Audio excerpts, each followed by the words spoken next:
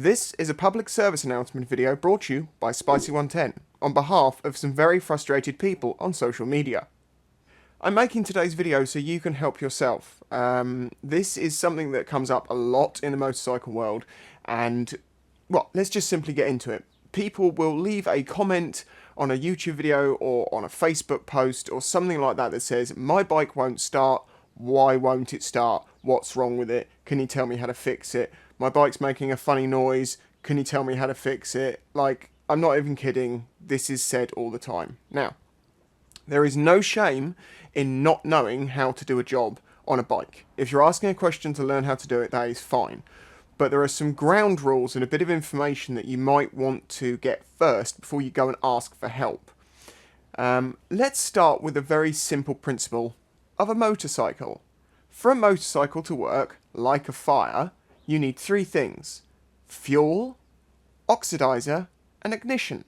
Okay, technically it's four things, fourth being compression, but we'll get onto that later in the video. The fuel comes in the form of petrol in your tank. The oxidizer comes in a form of air coming through your airbox, or your cheapy crap K&N filter which you've stuck on, and all of a sudden the bike won't idle right.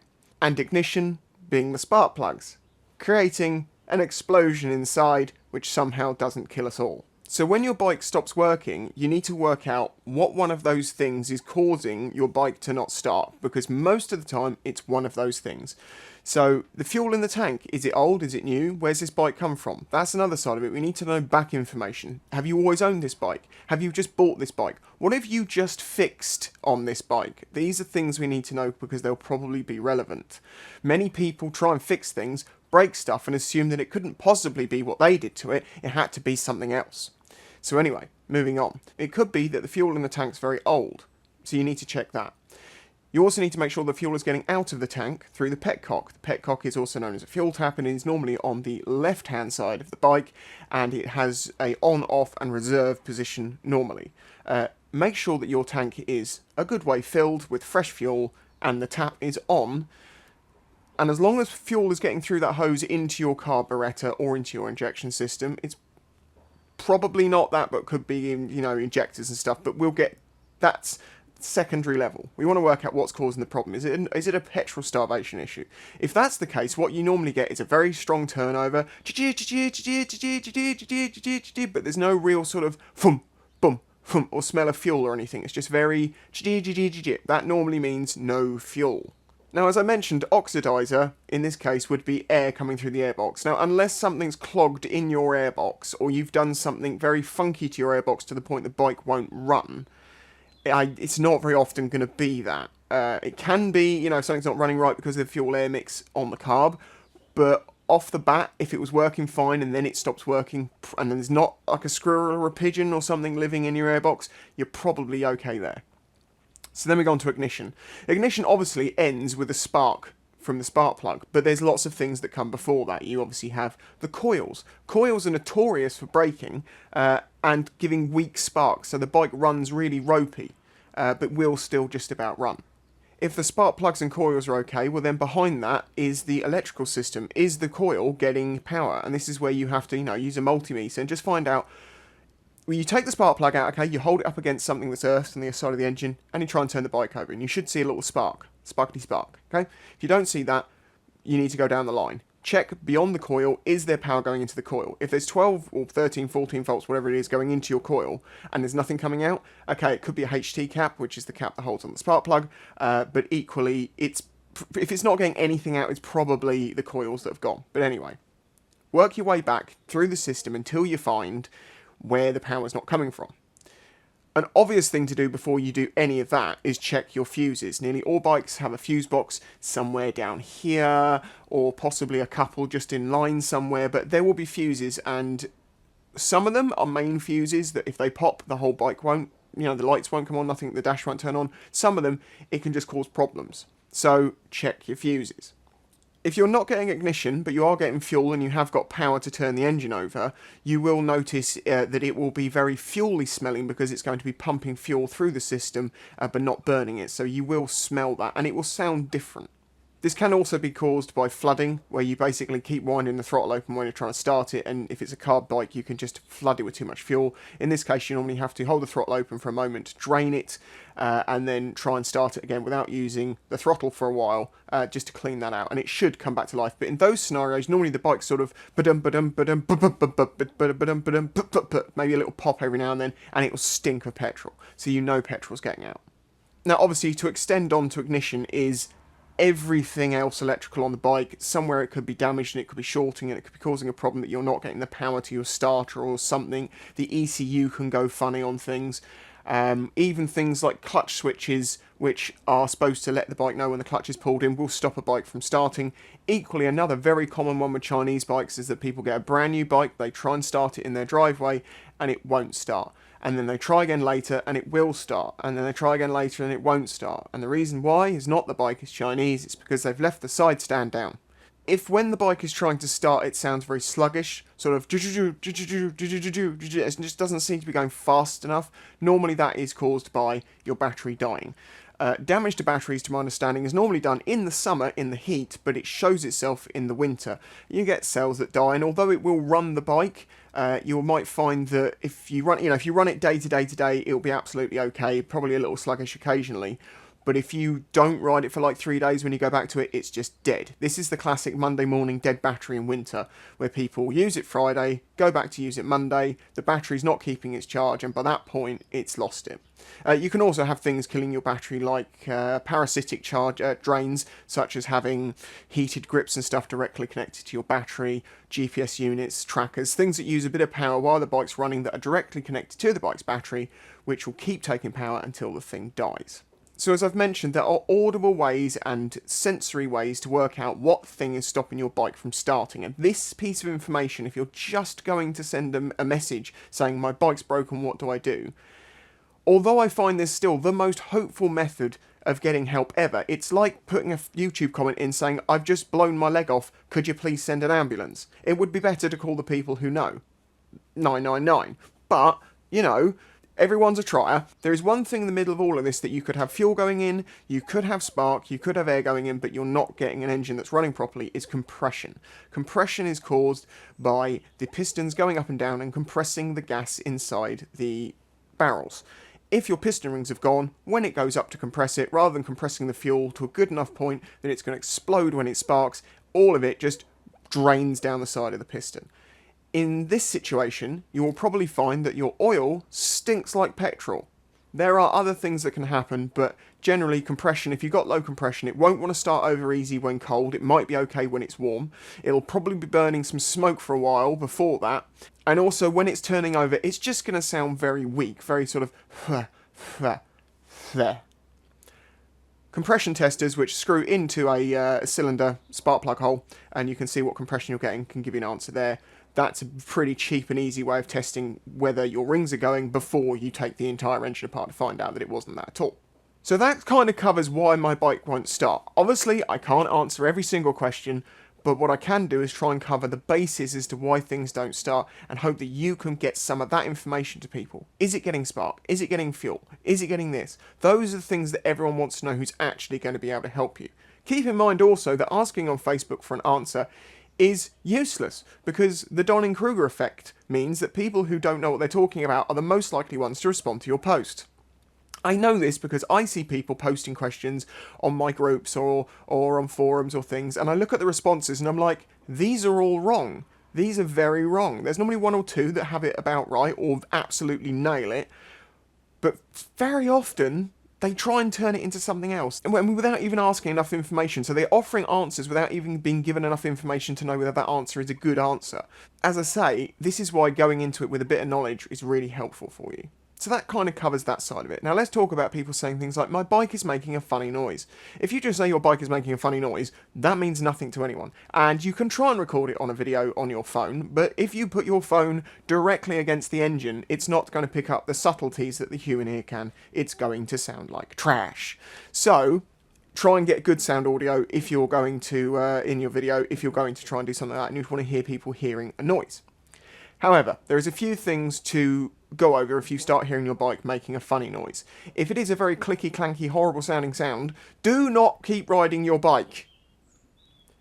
Number one, check your oil. Have you been changing that regularly? But also, clickety-clacky-clanky sounds can cost you 50 quid to fix. Clickety-clanky-clanky riding bang sounds can cost you thousands. Don't do it. It's not worth it. However, there are scenarios where bikes will make sounds and it's not too much of a worry. If the engine is making a slight tickety-tickety noise, and you pull the clutch in and that goes away, that probably means that the clutch was making a bit of noise. Some of the gears were just sort of tinking a little bit. But if it's not coming from the engine when you rev it and it goes away with the clutch, then you know it's not engine generally, it's something beyond there, which is normally less dangerous. Normally, caveat, everything is normally here. I cannot answer every question in a few minute video and cover every scenario. So you've disengaged the clutch and it's in neutral. Is the sound still there? If the sound is still there and it's still quite a nasty clinky clanky noise, if it's like a ticky noise, it could be your valves. If it's a very, very knocky noise, it could be something like one of your bearings is going, or the rod's knocking, or something like that with the piston. If it's a continuous like noise, it could be your cam chain tensioner is loose. All of these things are probably beyond you if you're watching this video. For most people, this video is surplus to requirements. But as I've said, there is no shame in not knowing something to start with, as long as you're willing to learn, and, you know, that's fine, that's really good, because most people won't, they'll just go and pay someone, or they'll buy a car. So, props if you're trying to fix this yourself.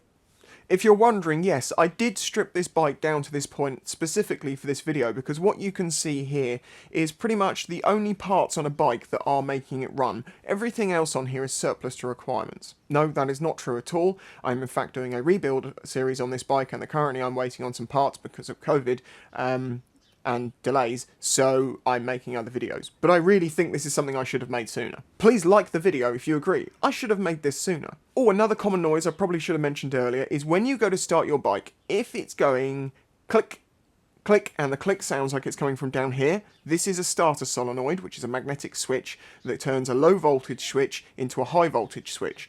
That is what starts your bike. If your battery's too low, it might just click and then not engage fully, so the bike won't start. If it's going grrr, grrr, like sounding like a machine gun, it means also could be not enough battery, could also be your solenoid is gone.